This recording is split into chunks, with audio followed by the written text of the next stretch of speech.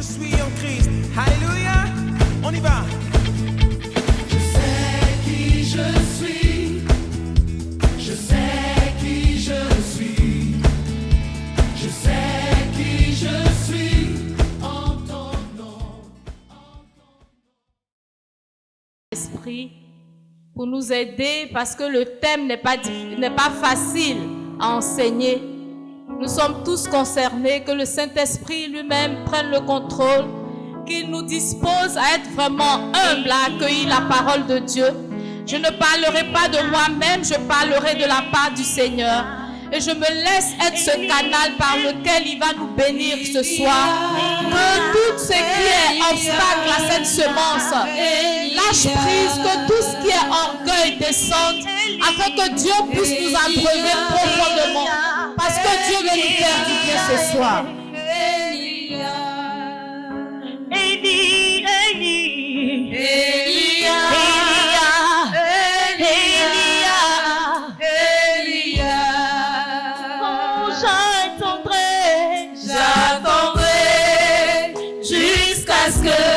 Ta gloire descend. J'attendrai jusqu'à ce que ta descend. Oh mon ami, montre-toi. Oh oui, montre-toi. Tel que tu es. Mon ami, montre-toi. Oui, montre-toi. Tel que tu es. Mon ami, montre-toi. Montre-toi. Tel que tu es. Elia.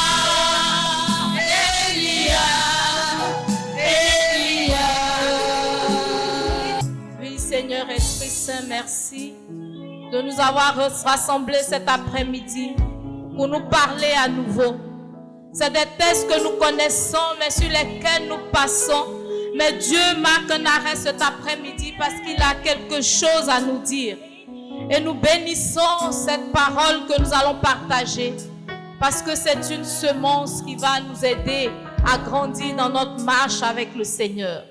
Amen. On va acclamer le Saint-Esprit. On acclame très fort. Béni sois-tu, Saint-Esprit. Règne en ce lieu, prends le contrôle et dispose l'environnement. Merci. On va s'asseoir. Et comme annoncé, nous allons partager l'évangile de Matthieu en son chapitre 7, versets 1 à 5. Le Seigneur Jésus nous dit ceci. Ne jugez pas les autres et Dieu ne vous jugera pas. En effet, Dieu ne vous jugera pas.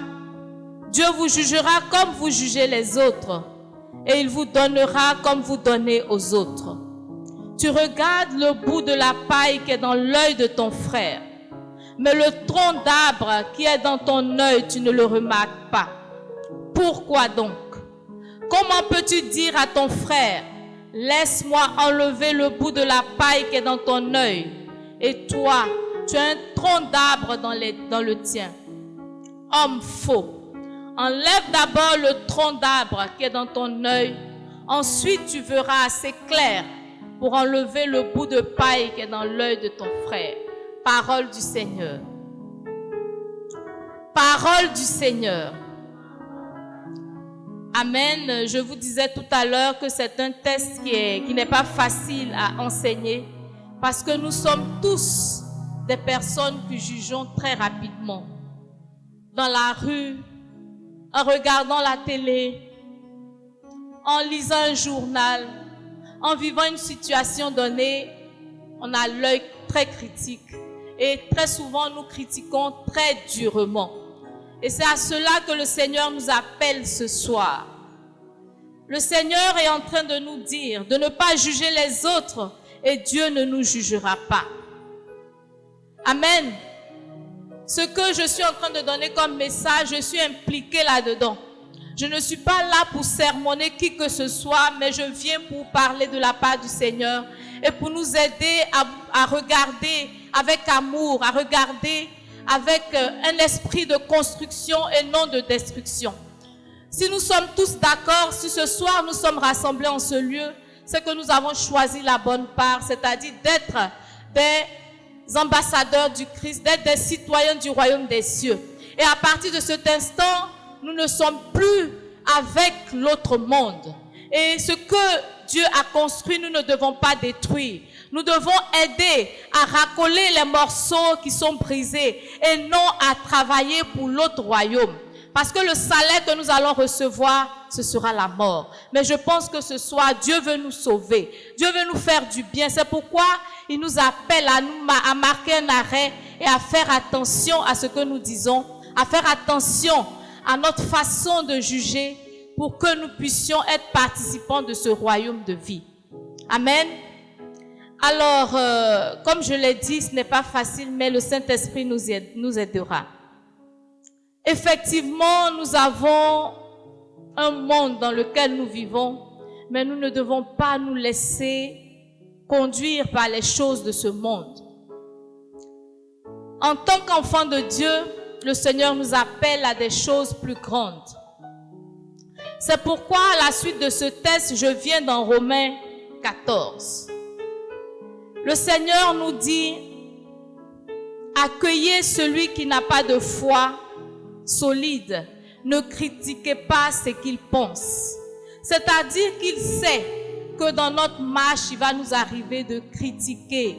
Il va nous arriver d'apporter un jugement. Mais Dieu nous met en garde afin que notre jugement ne soit pas destructif, afin que notre jugement ne soit pas trop dur. Qui sommes-nous pour juger notre frère? Il n'y a que Dieu seul qui est juste et qui peut juger avec impartialité. Même les juges de ce monde se trompent quelquefois. C'est pourquoi nous devons faire attention au jugement. Ceux-mêmes qui ont fait les études, qui sont magistrats et autres, ils arrivent de condamner injustement un innocent. Et la personne périt quelquefois. Alors faisons attention au jugement. Aussi banal qu'il puisse paraître, il peut nous conduire en enfer, il peut nous conduire à notre perte. C'est pourquoi ce soir, nous allons reconsidérer les choses. Nous allons apprécier les choses autrement. Je ne sais pas quelle situation nous vivons, que ce soit au travail, en famille, même en couple. Souvent, nous avons un jugement trop dur envers notre conjoint. Souvent, nous n'arrivons pas à apprécier ce que l'autre a fait. Nous sommes très durs. Et cela détruit notre relation à la base, en famille, en couple, au travail, à l'église. Et nous perdons souvent des amitiés parce que nous avons eu un jugement trop dur. Nous perdons souvent la bonne personne parce que nous n'avons pas su regarder avec les yeux de Dieu. Et Dieu nous appelle ce soir à revoir notre façon d'apprécier les choses. Dieu, il est bon, il est miséricordieux et lent à la colère. Il est ce Dieu-là qui nous connaît quand nous nous asseyons et même quand nous nous levons. Il sait tout de nous et pourtant, il tient toujours à nous relever quand nous tombons. C'est ce même Dieu qui vient ce soir nous interpeller, pour nous appeler avec tout ce qui se passe autour de nous à regarder avec les yeux de miséricorde. Ce faible qui est autour de nous, qui est à côté de nous, qui tombe, n'est-il pas notre frère, n'est-elle pas notre sœur? Est-ce que nous avons besoin de l'enfoncer par nos critiques, par nos jugements? Souvent, nous ne savons pas que notre parole peut détruire quelqu'un. Pourtant, Proverbe 18, 21 nous dit que la vie et la mort se trouvent au bout des lèvres. Ce que nous disons peut construire comme ce que nous disons peut détruire. Si nous ne prenons garde, nous pouvons éteindre une flamme qui est en train de chercher à briller. Mais une parole sera comme cette eau qui vient éclabousser cette flamme chancelante. Ne soyons pas des acteurs de destruction, mais soyons des acteurs de construction. le Seigneur nous appelle à relever le roseau qui faiblit, à relever l'âme qui est attristée, à lui redonner de la joie. Quand il y a une situation, il faut beaucoup de discernement. Prenons du temps à parler. Prenons du temps à juger. Un jour, je regardais un documentaire et il y avait une dame qui était vraiment démunie, qui attendait de l'aide. Et voilà qu'il y a un monsieur qui est venu donner de l'argent. Mais en lui donnant l'argent, il s'attendait à ce qu'elle aille s'acheter du pain ou de quoi à manger. Alors, il lui a remis l'argent et il a suivi la dame. La femme a dépassé la boulangerie, la pâtisserie, tout ce qu'elle pouvait s'acheter comme nourriture. Elle est rentrée dans un endroit lugubre et elle allait acheter un chiot. Et le monsieur était vraiment dépassé. Il dit, aïe, moi je lui donne de l'argent pour s'acheter du pain, de quoi se nourrir, et elle va s'acheter un chiot. Alors si c'était arrêté à ce niveau, il aurait peut-être décidé de ne plus aider quelqu'un. Mais il s'est dit, elle doit avoir une bonne raison, parce qu'on sentait qu'elle avait faim, et elle a acheté du pain pour le chiot. Et il a approché la dame, il a dit, mais madame, je pensais que vous aviez faim, alors que vous avez pris l'argent pour acheter un chiot et du pain pour le chiot. Elle a dit, dans sa vie, elle a toujours été abandonnée. Et le chien qu'elle avait était mort, c'était son compagnon fidèle. Et aujourd'hui qu'elle a un peu d'argent, elle préfère s'acheter un chiot qui sera toujours avec elle. Alors que le pain qu'elle va prendre, elle va le manger et puis bon voilà, elle se sera oubliée. Et j'en ai tiré une leçon, parce que quelquefois on ne va pas au bout des choses. On se limite à une station où on n'a pas la fin de l'information. Et quand l'information manque, le jugement est faussé. L'appréciation est faussée. Et le Seigneur veut nous sauver. Parce que notre jugement peut emmener quelqu'un à perdre la foi, à perdre même Jésus. Parce que souvent on a des frères dans l'église, ou bien en famille, mais parce qu'on aurait mal jugé cette personne se referme sur elle-même. Elle n'est plus ouverte à l'amour de Dieu. Elle endurcit son cœur parce qu'elle n'est pas comprise. Je ne le dis pas pour dire que devant des situations, on doit être passif. Parce que notre passivité aussi peut être un péché. Et je voudrais arriver sur le péché de l'omission. Le péché de l'omission nous dit que c'est de rester là à ne pas réagir quand il fallait réagir. Et de rester là sans rien dire quand il fallait dire quelque chose. Il faudrait faire la part des choses. Ce n'est pas parce que Dieu nous interpelle sur le jugement que nous devons tout laisser faire. Non.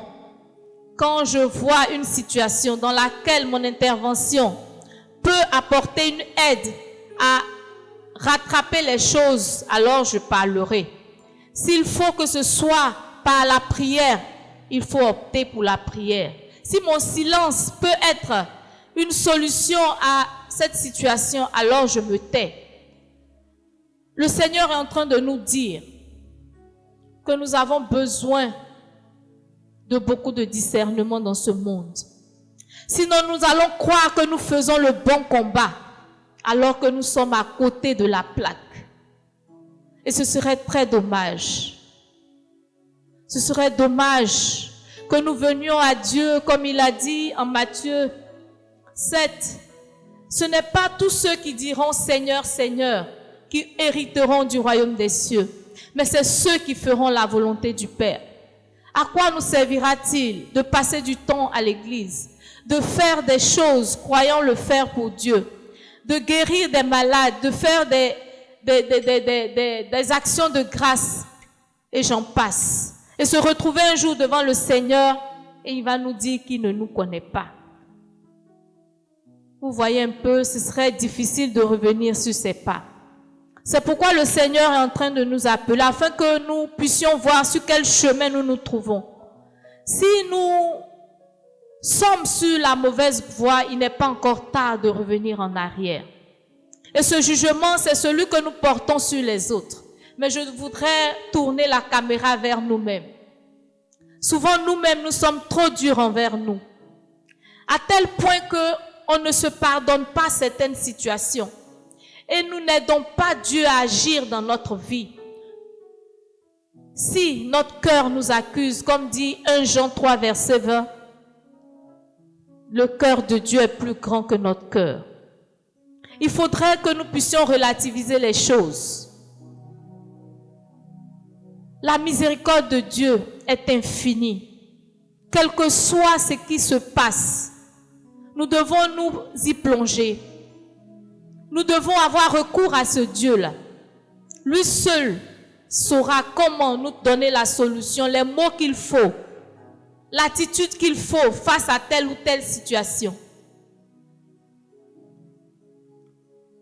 Dieu, il est infiniment bon. La Bible déclare qu'il n'aime pas le péché, mais il aime le pécheur. Parce que ce qui en nous est bon. Mais nous n'arrivons pas à manifester le bon qui a été déposé en nous. C'est pourquoi Dieu veut que nous nous ressourcions en lui. Lui qui est la source de toute bonté. En ce soir, Dieu vient parler à chacun. Toi qui penses que l'autre est irrécupérable. Toi qui penses qu'il n'y a rien de bon en l'autre. Dieu vient te dire, regarde à nouveau. Tu vas trouver quelque chose de bon. Reconsidère la situation que tu as déjà classée. Et tu verras quelque chose de bon. Ne laisse pas le mal dominer sur le bien. Le bien doit toujours triompher du mal. Nous sommes enfants de Dieu. Nous avons été créés à l'image et à la ressemblance de Dieu. Pour que le monde voie que nous sommes des créatures de Dieu. Nous sommes des enfants de Dieu. Mais cela ne peut être vu qu'à l'amour, qu'au pardon, qu'à la tolérance, qu'à l'indulgence. Les autres ne savent pas faire cela. Il n'y a que les enfants de Dieu qui peuvent se pardonner, se supporter les uns les autres. Les autres ne se pardonnent pas. À la moindre erreur, c'est fatal. Nous avons la carte de Jésus-Christ, le Sauveur, celui qui a donné sa vie pour nous. Cette carte-là, nous devons la jouer maintenant dans nos relations, dans notre famille, dans notre lieu de travail, dans notre entourage. Nous devons jouer la carte de Jésus-Christ, la carte du pardon, la carte de l'abandon entre les mains de Dieu. Il y a des choses que nous allons vouloir régler de nous-mêmes, mais nous n'avons pas la capacité de le faire. Nous n'avons pas la capacité de changer les choses si ce n'est par l'aide du Saint-Esprit. Quelquefois, c'est notre enfant que nous avons jeté à la rue parce qu'il prend la drogue, parce qu'il est pédophile, parce qu'il vole, parce que tel ou tel vice, il le vit. Mais le Seigneur est en train de nous dire ce soir, nous avons été trop durs envers nos proches. Nous devons ramener à la maison cette brebis perdue. Cet enfant pour qui nous avons dit ce n'est plus la peine. Cet époux pour qui nous avons dit vraiment je suis fatigué, je m'en vais. Cette épouse pour qui nous avons dit vraiment je ne peux plus la supporter. Le Seigneur vient nous dire ce soir, il y a encore de l'espoir. Il y a encore quelque chose de bon en cette personne qu'il faille creuser et découvrir. Et cette chose, quand on va la découvrir, va prendre le dessus sur ce que nous avons attardé notre attention. Dieu veut du bien pour chacun de nous. Et sa parole ne ment pas. Quand il nous dit, laisse-moi enlever le bout de paille qui est dans ton œil, au lieu de juger l'autre, commençons à travailler sur nous-mêmes. Et quand nous allons découvrir ce qui est mal en nous, nous allons y travailler profondément. Et les bonnes choses attirent les bonnes choses. Notre attitude peut changer l'autre qui est à côté. commençons à faire un travail de fond au-dedans de nous. Et nous verrons qu'autour de nous, le monde sera meilleur. La vie sera meilleure. L'environnement sera radieux. Mais nous laissons des choses en nous et nous exigeons des choses des autres. C'est ce qui rend le combat très difficile. Dieu a besoin de nous utiliser pour convertir les autres. Mais si en nous, il y a des choses qui ne vont pas et on exige des choses des autres, vous savez que l'ennemi, il a l'art de révéler les choses cachées. C'est-à-dire de mettre à nu ce que nous avons caché. Alors, tu es là, tu demandes des choses à l'autre et en retour, tu n'as pas la capacité d'être ce que tu crois dire.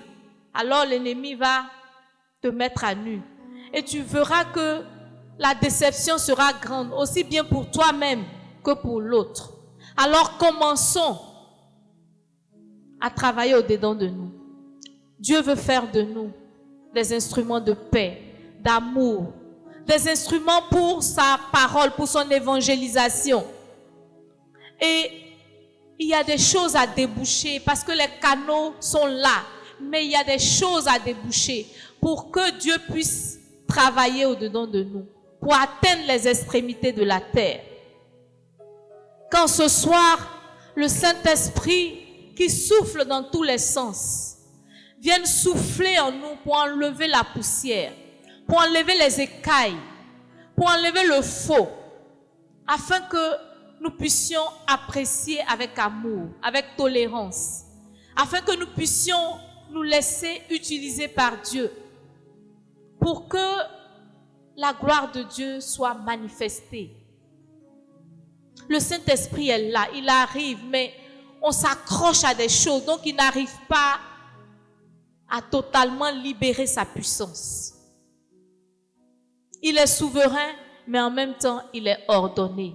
Il ne fait rien sans notre volonté. Ce soir, nous devons lâcher prise. Nous devons reconsidérer notre engagement à la suite du Seigneur.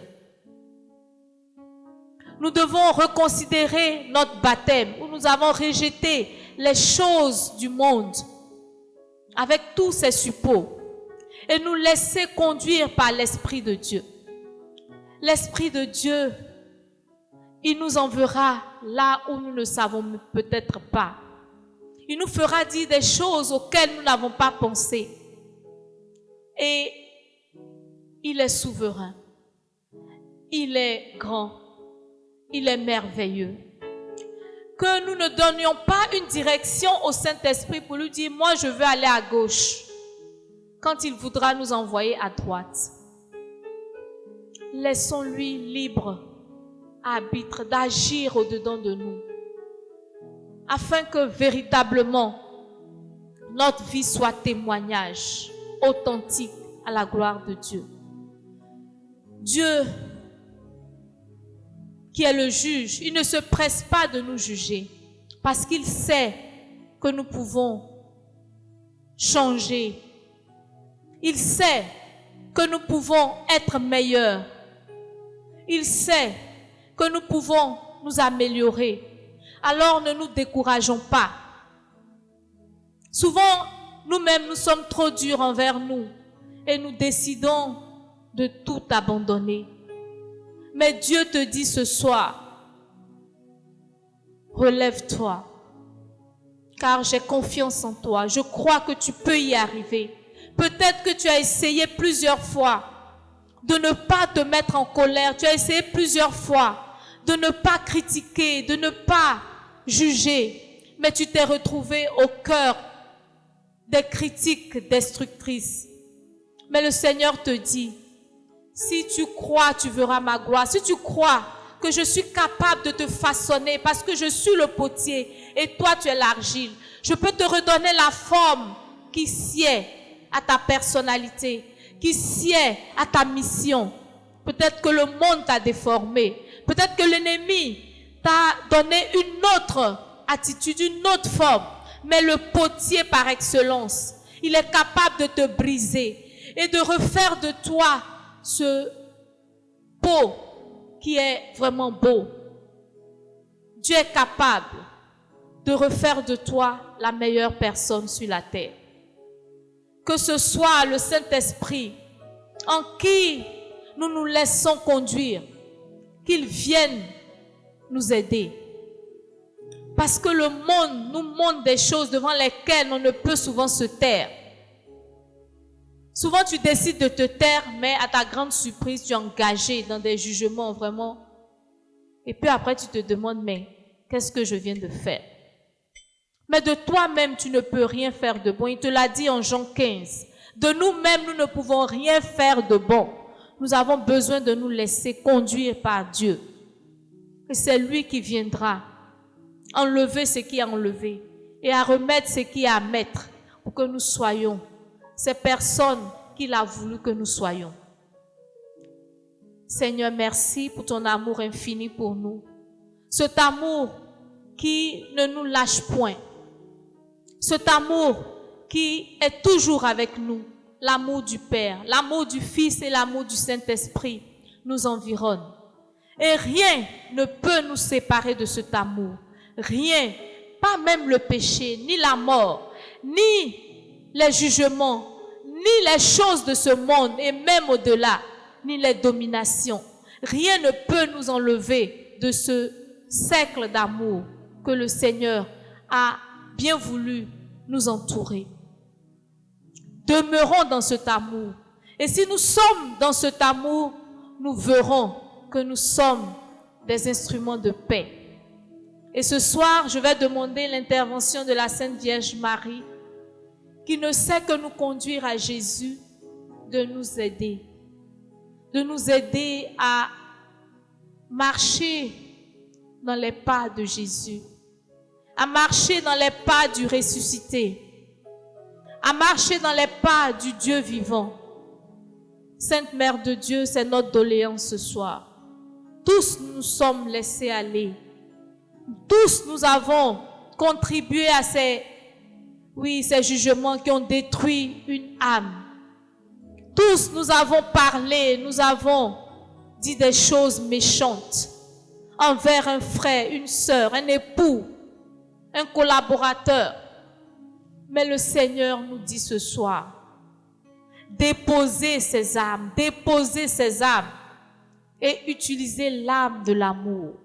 L'âme qui ne détruit pas mais qui construit. L'âme qui ne tue pas mais qui donne la vie. L'âme qui ne sait que consoler.